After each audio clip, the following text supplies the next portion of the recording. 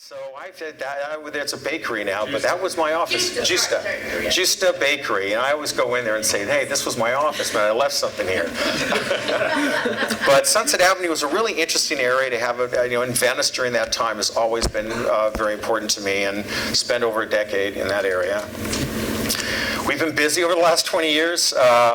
25 years, forgive me, now, and I just want to show, this is the body of work we're doing. We do, as Larry mentioned, have an office in Detroit, and we have a number of projects there, also Dublin and Raleigh, North Carolina, and West Palm Beach, shockingly enough, which I'll show you. We're working there as well. So now I want to discuss the principle of the lecture tonight, and I wanted to give some background because sometimes you're developing stuff, but there's a reason for it, and that was my reasoning. It was something about my background and my interest in urban culture and cities. It's something that's always fascinated to me. I've always been drawn to it. So this book that we produced last year, and it was coined, the term amplified urbanism was to describe our design philosophy and methodology, and that's what the book was. So we published this book to address the same issues of amplified urbanism. And this term, which I'm going to start to discuss in a moment, is to really develop it further, we did invite a number of authors to present their cultural, civic, and ecological ideas and insights about city life. But they felt there was a kindred spirits there. They were looking at the city in the same way as we were, but as artists, but as poets, but as sculptors. And so these essays in the book were reflecting on the city in the same way. David Hewlin was one of the writers. He had written a book called Sidewalking, looking at LA in a very different perspective. A number of other artists also were included as writing. So the book includes a series of essays that place us within a larger conversation about urbanism. The hope is that it will provoke conversation. That was the idea we published the book, about how cities can be more dynamic and productive environments for all. So what is amplified urbanism? It is our design methodology that is informed by the desire to create this interaction between public and private spaces and really emphasize the social and civic connectivities. And I say this because it's not easy. The nature of the projects we have are very specific. They're very clear. This is our property. We don't want to borrow space. We don't want to give space to the public. But our argument is it makes the architecture better, and it gives you greater value. And that's what our push that we do. Within that mind, so it's about this interaction between the two, public-private. It's about this connections. It's also about looking at patterning in the cities, whether it's ecological and, as Larry had mentioned, infrastructural patterns, as ways you look in at the city to really understand it. So these principles make their way into all of our projects. One of the primary goals of this is that how do you accomplish it? So we started to really understand and discuss within the office, collectively and individually, figuring out, okay, well, there's tools that we can use to do it. So our tools to really drive this is, frankly, looking at three conditions. This idea of you can use principles of strategic voids within the massing or the site to create opportunities for circulation and light and air. You can look at activated edges that kind of start to erode it, which gives opportunities from an architectural sensibility, and also you can work with materiality, inventive materiality, off-the-shelf materials that really start to at least hit budget, but actually different than the conventional way of doing architecture. So all we do is that we try to find materials and solutions that works within the framework of what we're doing.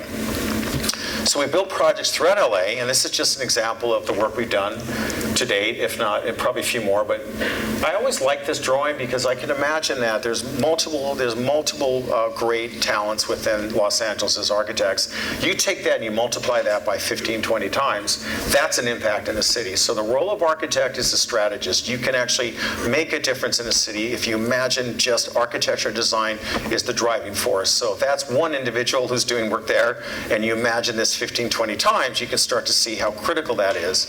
So all these projects that I'm showing here, I'll go into greater detail a bit later, but this just shows the nature of what we're trying to transform the city. Now I'm going to talk about a number of projects where we're specifically starting to tackle that issue. This is an earlier project called Formosa 1140. It's located in the corner of Santa Monica Boulevard and Formosa Avenue in West Hollywood.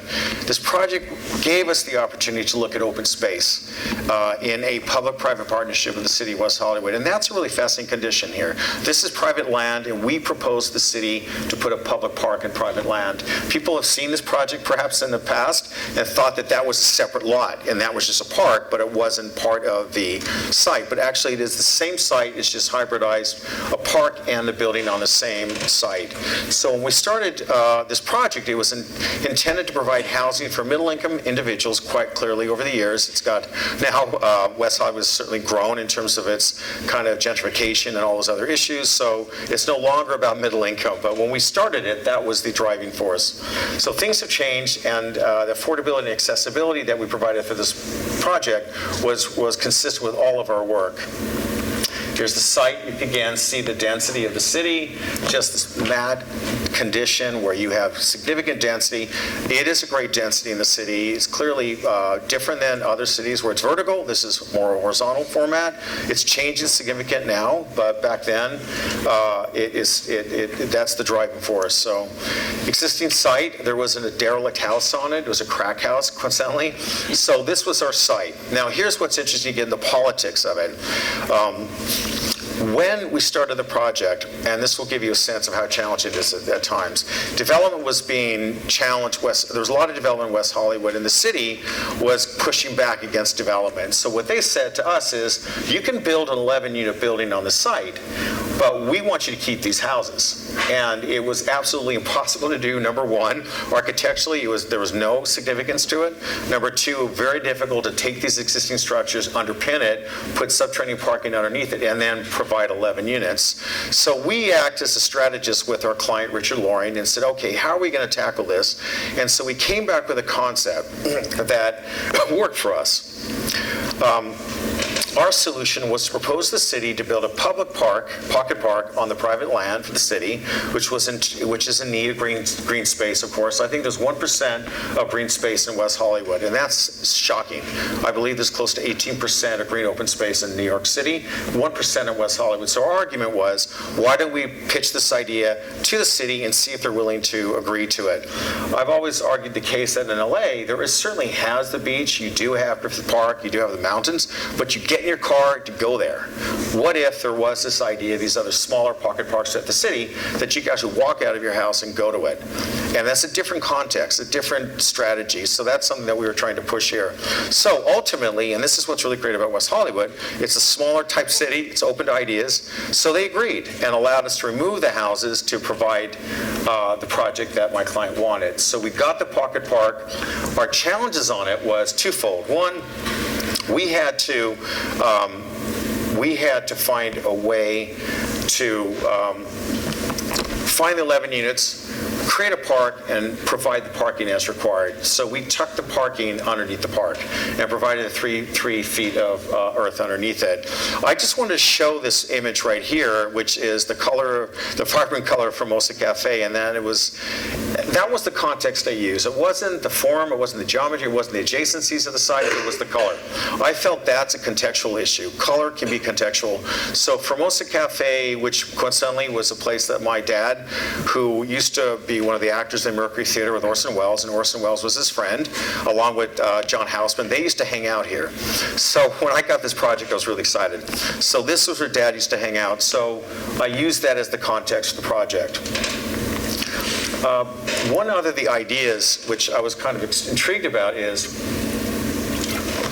can you, by eliminating the courtyard strategy and do a modified courtyard like this, that gives you an opportunity where this park here, Pocket Park, is not only accessible to the street, but it also provides views and great spaces from the other buildings surrounding this space. So just tucking in these spaces in the middle of these sites is really interesting. You not only can you provide multiple opportunities for your building, which is this. So these owners of this building own the park, and they lease it, and it's leased to the city. So the city has a 99-year lease for $1 to run the park, and to, if something happens, they're accountable, not the owners in the building. A really big issue. And when we were going through this, that's why it was intriguing for me, because we were part of those conversations, and it's rare when you get in those conversations as an architect, so I quite liked it. There was great energy to it. How do we solve it? And they agreed to take the responsibility. So that was really interesting. You can see here how we parceled out a third of it. So here's the park, there's the building. So what's interesting is that building right there, it's a 45-foot distance to the property line because we put the park there. So we pushed the property line way back because that's where we put the park. It allowed for flexibility and opportunities within the building. You're no longer pushed to 5 foot to the property line where you start to create all the constraints and parameters of what can you project into setbacks. So this allowed this opportunity to really begin to see this building as layered, materially complex, try to create the complexity in the building in the materiality and the idea, and not perhaps in this one other reasons. So we provided 11 units in this building. We have the metal skin on the exterior, circulation is in between the two, and then you enter these townhouses from this level, and they're 2-story volumes. With each of these have a balcony for the private open spaces, and then you go to the third level where the circulation is. You walk down that walkway, and that's how you access these units. So it's a very interesting idea about using all these elements. And that's a view from across from the building across the park. So again, this idea that you can build this project and have this park, it benefits not only the building, but it benefits the buildings surrounding it. Very simple concept, but quite interesting if you can pull it off. I think this would be very difficult in the city of Los Angeles. It's a little bit more complex, more challenging, bigger. There might be greater issues. West Hollywood, they were willing to go for that. They were willing to put up a public park and private land. So that's interesting if that can grow in that idea. I know Eric Garcetti's talking about possibly doing these pocket parks throughout the city of LA. So this building was very important to us. It was a formative building. It gave me the confidence to propose an idea to a client, which was this material, this color, and this idea, and that it would work for him as well. So that was something that was extremely important. It was our third project with the same client. We had done a project on a street called Gardner, then we did a project next to the Schindler House, and this was our third one. So throughout the city, of the formidable grid of the city, can this idea create a green loop offering opportunities throughout and reimagine the city in a new way? So arguably, could you, when it speculates about the city, can you create opportunities throughout the city where this idea starts to change?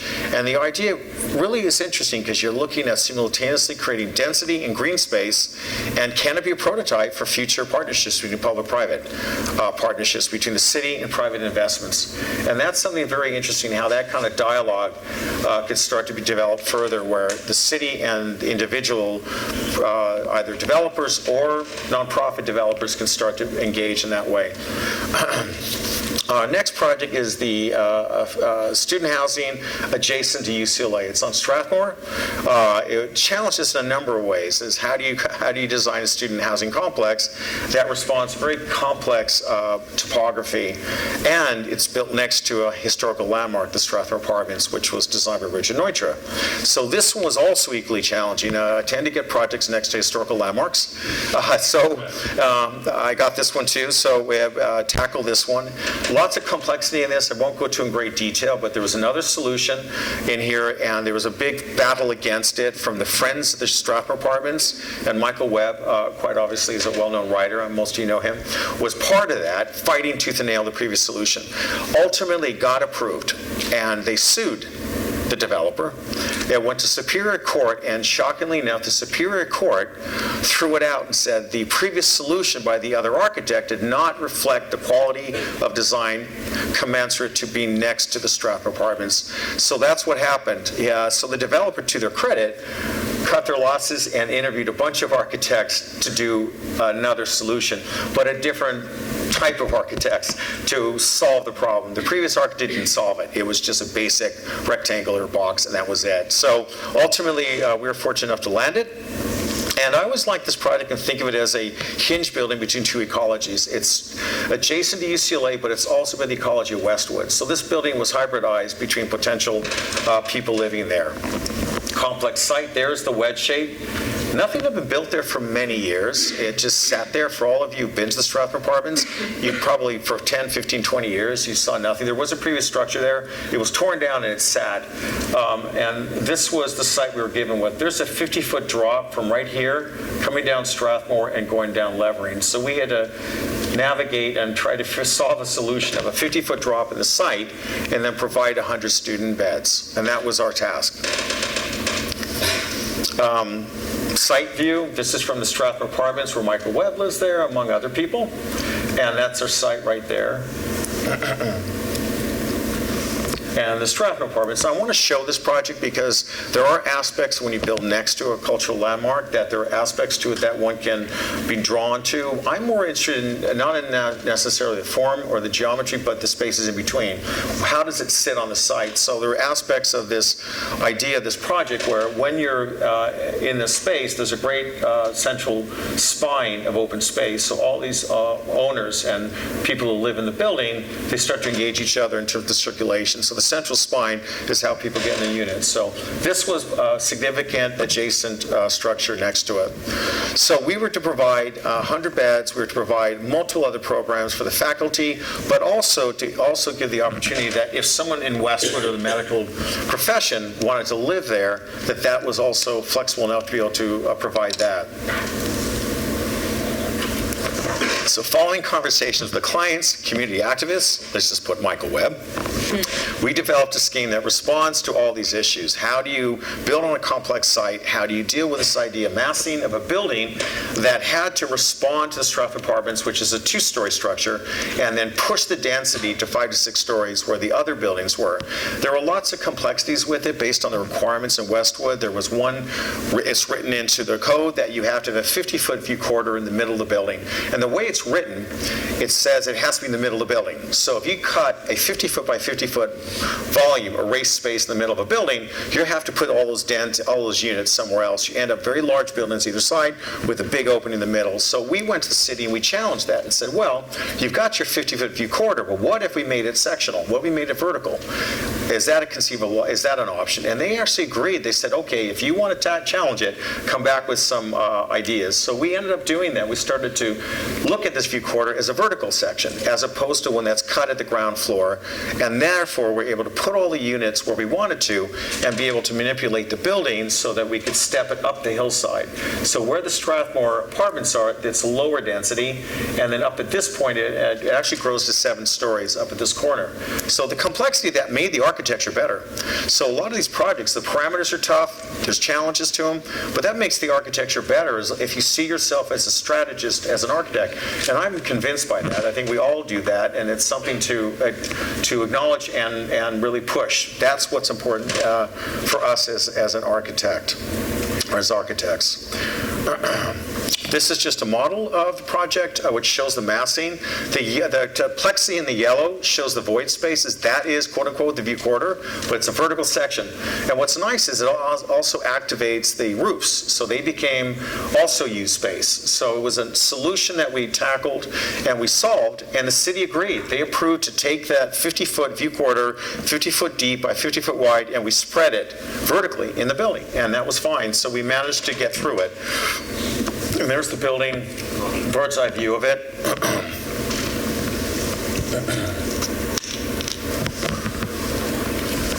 All these outdoor spaces, of course, are places for students to hang out and actually gather and exchange ideas among all the others. So these spaces are used quite a bit.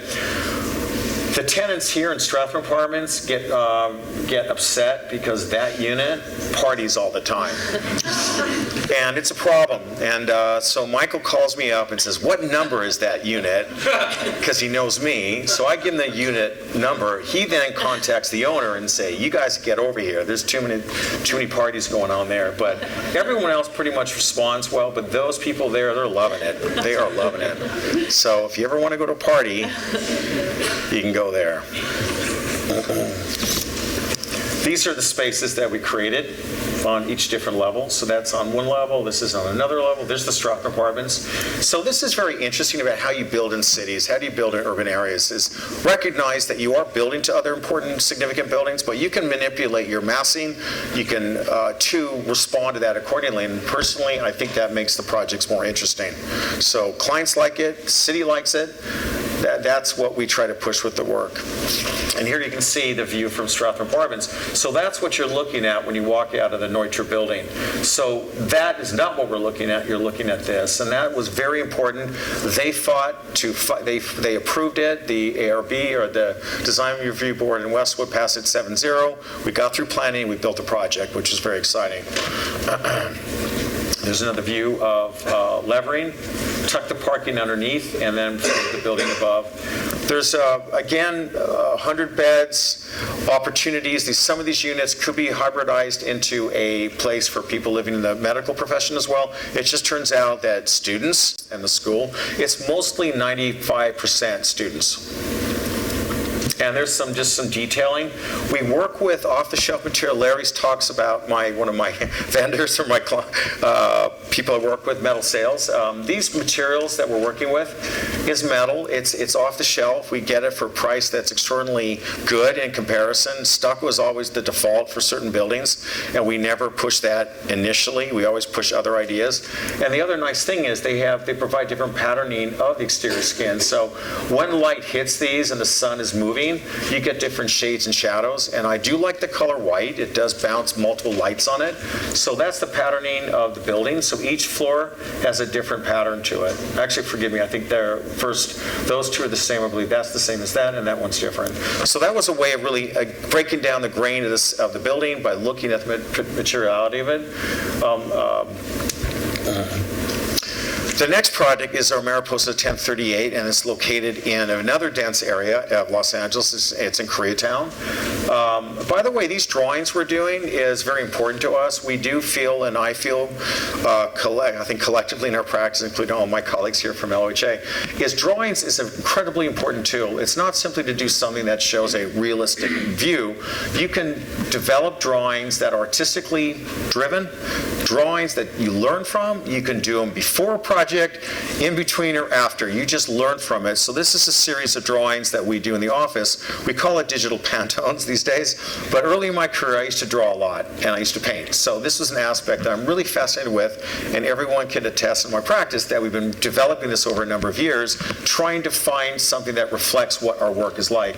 So these drawings that I'm showing here and the previous ones is a way of looking at an idea, and through these drawings we find ideas. We find something that could be applied to future projects, or if we're doing this on an early stage, we can apply these in the project. So the drawing itself is essential to us. It's very important. I'm not convinced that as architects we simply have to use drawings to show realistic images. You can abstract it, and you can do drawings about ideas. This is the site for our project right there in Koreatown. Again, this idea of density, but urban infills. All of our projects in LA are urban infills. Our project in Detroit are very different. Well, we'll get to that in a moment. There's a view, there's our building, and there's the city.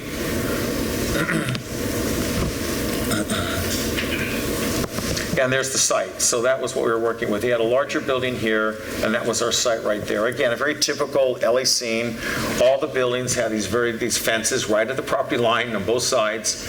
Again, we wanted to respond accordingly to that and think about that a little bit and try to push against that concept.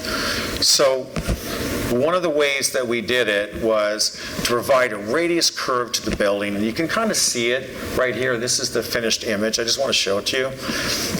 But you can start to see that formally you can start to play with the building. It could be very simple. Demand from the client. The demand from the client was, we got to max out density. We need 32 units, and we have very little room to work with your ideas about this third space, this public-private realm. So what we ended up doing is looking at the concept where if that's your conventional building, a very simple move of pushing in the middle area and create these concave geometries starts to transform and change the building. It's a small move, but you get a great return from it. And then what we did is create the obsessiveness of this repetition of window boxes. And they were utilized as balconies, but also ways to to shade the windows, which is extremely important, in Los Angeles. So all these moves we started to push on this project. Again, very tight constraints, but within the constraint of that project, we started to push these very simple ideas. There was one moment, which is a moment of crisis for us, that we have a courtyard there where we started to play this geometry, this curved linear form. So we did convex and concave and convex. We worked with the two geometries, both the courtyard and the exterior of the building. Very simple move to rethink the courtyard. At one point, there was a challenge from the budget, and they said, you got to make this an atrium, put a big damn glass skylight up there, make it conditioned, and I fought against it. In the end, I argued the case that a conditioned hallway is equally expensive. You've got to put lighting in there. You've got to make sure it's watertight. If it's a courtyard, hell, let the water come. It's okay. So eventually the client bought the idea. And so we ended up doing that. So here are views of the exteriors. The balconies and the frames project outward to recapture the space between the new geometry and the property edge. So in the middle, the boxes, which are just window boxes or balcony boxes, they are deeper, are larger. Towards the edges, they're thinner.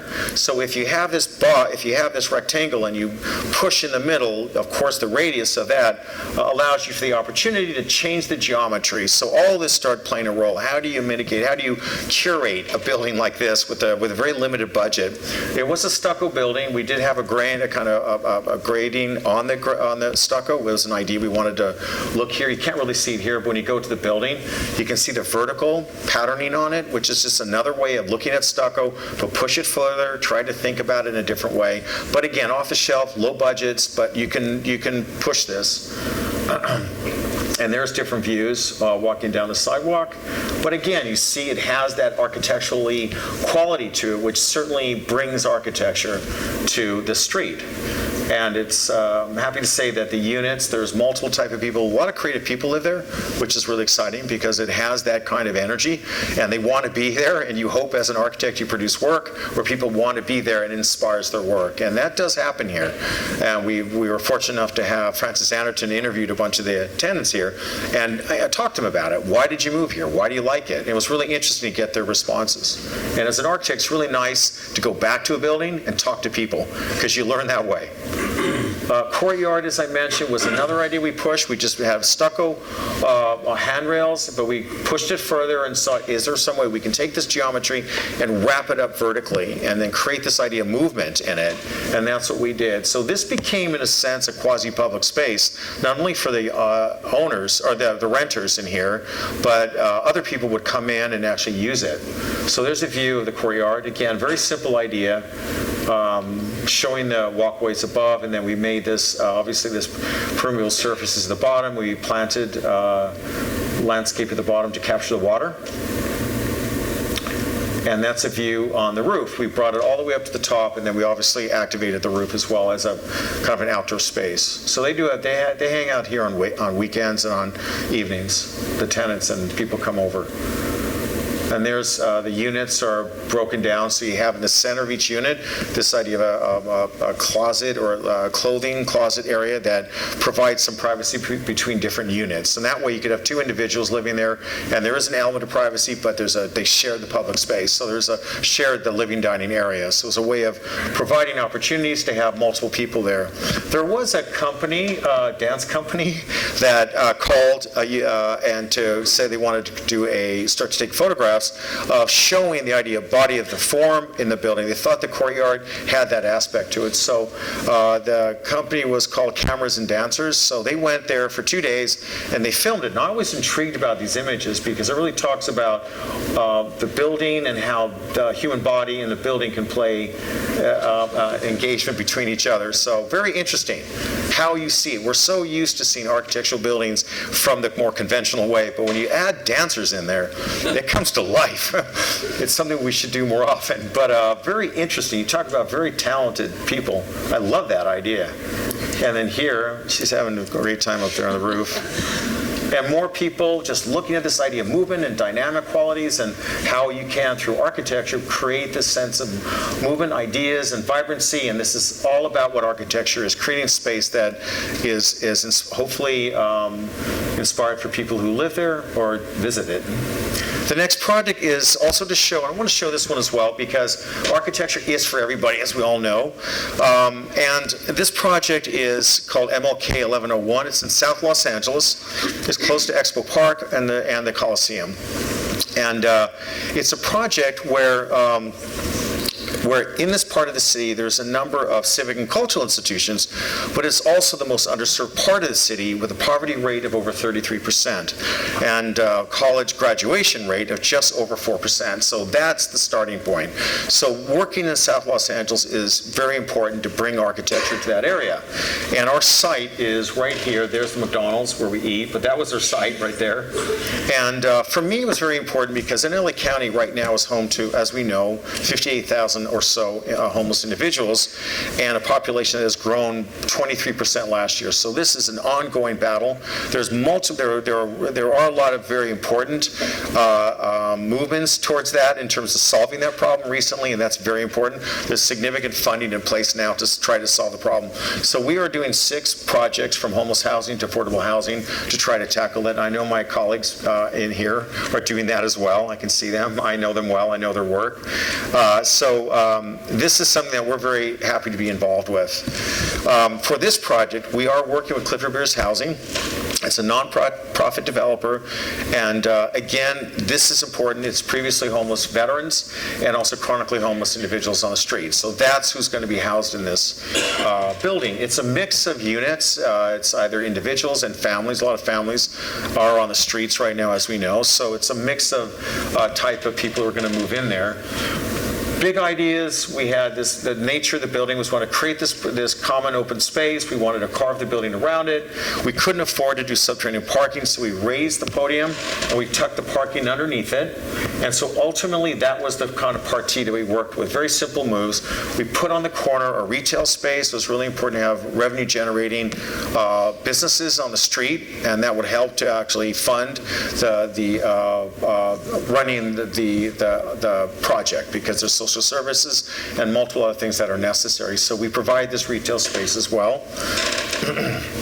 And there's the overall axonometric of the project. So building wrapped 2 sides. This was the public space, a stair that carves open to the street. We also took the roof, the communal room, which is above the retail, and folded that down to the street. Again, this idea to not give up on the street, not give up on the area, but actually in a way make a gesture back. And that's very important with all of our projects, both small and large movements. So this was also looking at that issue. There's the section, parking below, courtyard space, and then the units. And there's the community room above, and there's the retail below. And some construction shots. Again, what I really greatly appreciate, the client was willing to do this. Take a building, fold down a concrete structure, and then make it a green roof on a homeless housing project. Those kind of moves are extremely important. So we were motivated. We were ruthlessly optimistic we could pull it off. We managed to get a great contractor, and they built it. And I'm very happy with it. Some more construction shots showing the work.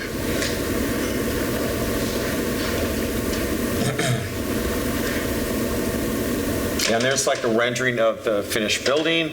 You can see the roof folds down. So this is a really important comment. This architecture is at the same level of all the other work. And that's something that's extremely important. And there's many of us do it. It's very important. It's not like you're doing architecture or buildings for the homeless and you're doing buildings for those who have the resources. It should be across the board. So as an architect, if you can be intelligent about what you're doing, you can accomplish both. And that's what our goal. It doesn't matter in terms of where the resources are. Quite coincidentally, building these projects costs more than private developments because it's prevailing wage, and there's multiple other criteria that you have to solve. So that's another issue. But we're able to pull it off, and that's a view of it right now. And they're moving in about a month. So it's I'm really happy with it. And it's been really interesting the last week or two. They've been interviewing potential tenants, and being part of that and seeing that whole process is really fascinating. Who's going to move into it? Who's coming off the street into the building? Again, same ideas, working with materiality.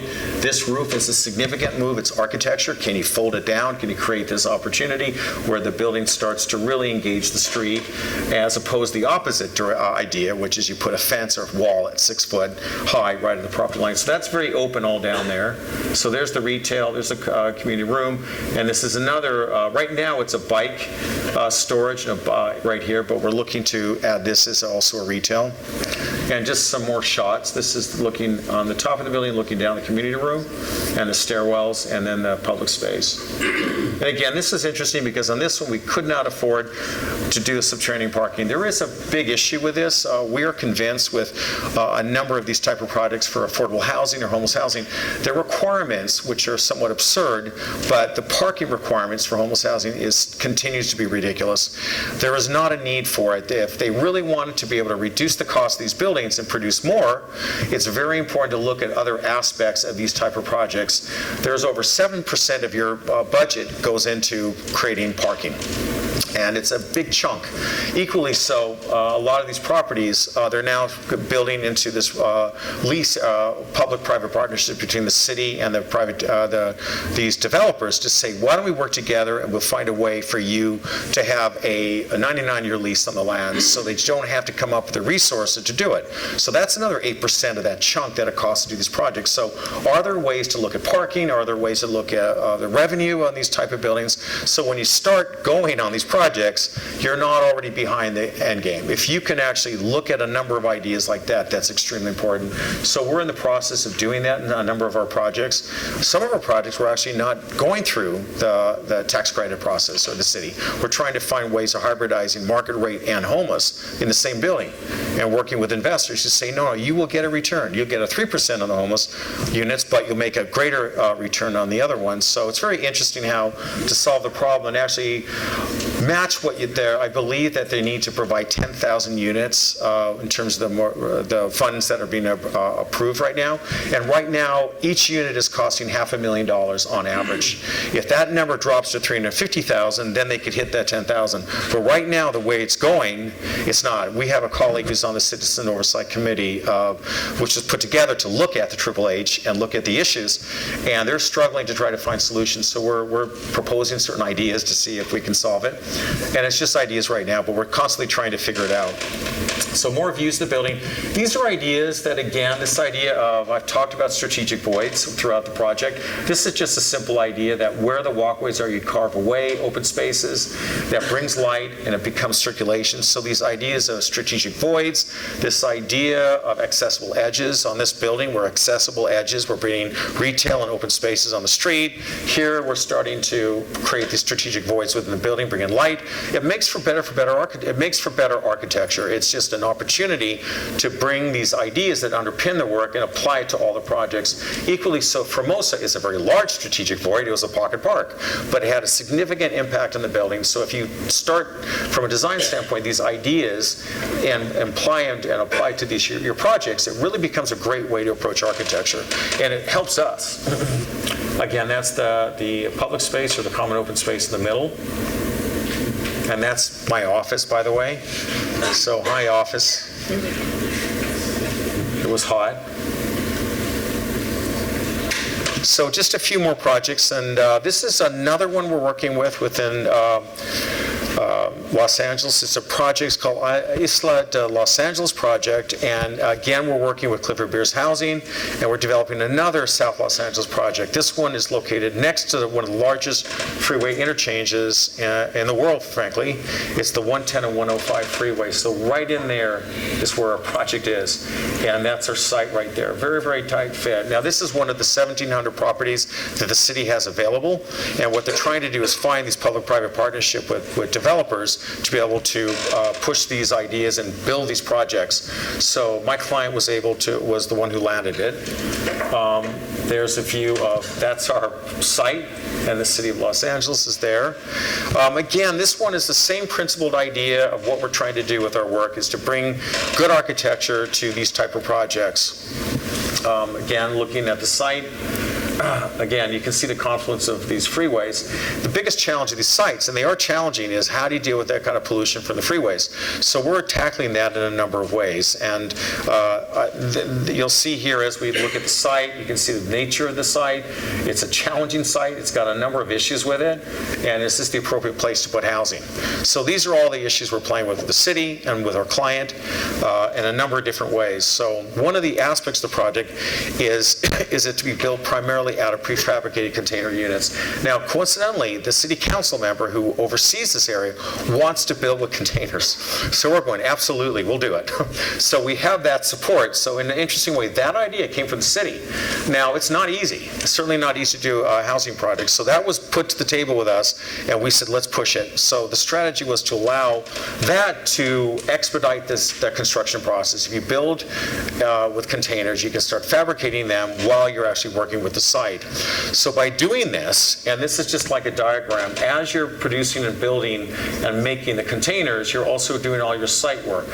So the idea is that you're overlapping the two, whereas in principle, this is the first step, and you take all this and you put it after it. So if you can truncate it, and you can do these at the same time, working with containers and the proper, good vendors, which we have on this project, you can solve over 6 months, you can cut 6 months out of the construction.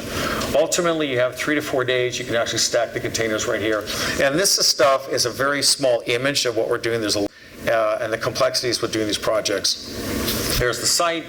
That's our idea, this idea of fragmentation, this idea of each unit has some personalized kind of dynamic, but it's also dealing with this idea of the containers, and let that become the architecture. Push away from the idea of the conventional way, the standardized way if you do container buildings, which will stack vertically in a straight line. Given the site of the geometry, we felt this was an opportunity to look at form and geometry in the same way. The form being very pure in terms of the rectangle, but you play with that on the site, and that brings the architecture.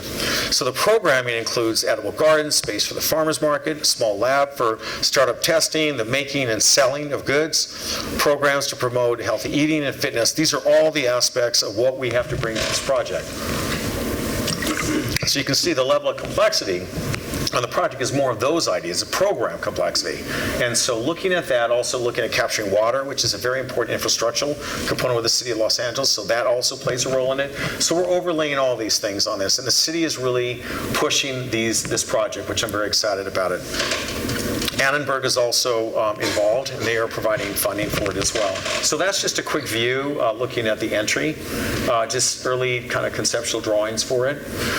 Again, working with very simple forms, but you can start to see how you can start to develop the building. This is a paseo, which is another interesting, that's an alley that we're actually part of the project. So the city gave back the alley, so it's going to become a paseo, which is a very interesting concept, and we're working with that as well. So this will become like a green screen or green wall against the freeway to try to use it to mitigate the toxins that you get from freeways. So there's a couple of views of it. These are early stages. We're in the end of schematics on this. So right now, the last few projects, which I'm going to go through briefly, are projects that are outside of LA. So the experience we've had in LA, and certainly the neighborhoods have informed how we work in to advance ideas with regards to social connections, but also pushing architecture. And that's very important. So we wanted to apply these ideas to Detroit. So in 2015, we set up an office there, and we're working on over 10 projects in Detroit right now that range from small museums, limited budgets, to housing, to master planning communities. So as you know, Detroit and LA are vastly different landscape conditions. In LA, we're confronted with how strategically designed projects, how do you design strategically designed projects for dense infill lots? That's been my experience. I don't do iconicity. You can bring those to your projects from housing or mixed-use projects, but we tend to do urban infill projects. In Detroit, we are faced with the inverted figure-ground relationship of a dramatically underdeveloped neighborhood fabric. So you can see, as I go through this project, that you're building next to empty lots, empty sites. It's a very different condition. So each study that we look at is extremely important. So with that in mind, and the underdeveloped neighborhood fabric, each study that we're doing is rooted in a larger civic strategy to build for the future. And that's what we're trying to do in Detroit. So these aspects are extremely important. One of the big ideas that we're doing right now is we're going into the neighborhoods around Detroit, not downtown, but in the neighborhoods. And that's extremely important. Maurice Cox is an amazing gentleman, and we've worked with quite a bit, is committed to that idea, and we're involved with it. We're doing master planning with the city, but we're also doing buildings that not only for clients, but working closely with the planners and Maurice and Dave Walker and a number of other people. So one of the projects is called Baltimore Station, and it's located in the New Center neighborhood, just outside of Detroit's Midtown neighborhood. So this is just a quick overview where it is. This is the area. You can see that we have a lot larger issues, good issues in terms of public transit is now being incorporated into the city in a greater way, which is extremely important. You can see all the different kind of variables in terms of the city. I'm going to stand over here so I can see this a little better. So there's a lot of regrowth from this area here. This is an area called New Center, which is right next to our site. You've got the new M1 rail here. You have a future light rail that's coming in here. You've got another street, which is Grand River Avenue. So all these components play a big role. Here's the Amtrak, which goes to Toronto. All these aspects are quite interesting. So looking at the site and really analyzing this area, we started to zoom in there and we started to look, given that's our site. So next to our site, we have multiple interesting areas. The area New Center, which is very interesting, has multiple buildings where you have theaters, you have hotels, all these different areas. Somewhat, it's really coming and become more vibrant. This area is Wayne State University right here. You got Motown area here, and then you have low density residential, and you have the historical industrial area, and that is the Ford Piquette factory plant right there, and that's where the Model T Ford was built. So very interesting dynamic spaces around it. So with that context of what was surrounding it, we wanted to look at this project from a very unique way. Here's the site, open site. It's right next.